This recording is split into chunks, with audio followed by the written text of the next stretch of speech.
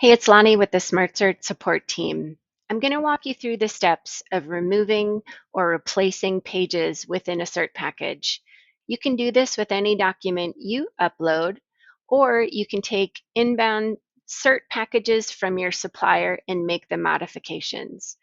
I just received this shipment in from my supplier, and I want to make a copy of it to use and modify those documents. I'll click on the ellipsis, copy to a new SmartCert. I'm going to want to in, keep some of this information so I don't have to retype it. I'll carry through the manufacturer lot and the part number. I'm going to actually change this to follow my internal lot, and I'll keep all this information as well.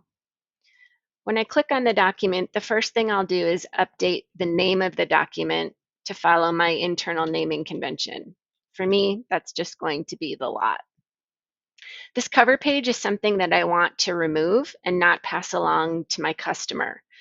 Clicking on this document editor button will show each of the pages available in your cert package. Since I want to delete this first page, I'll select it and click delete pages. And if I wanted to add documents, I could click on this ellipsis, select import document.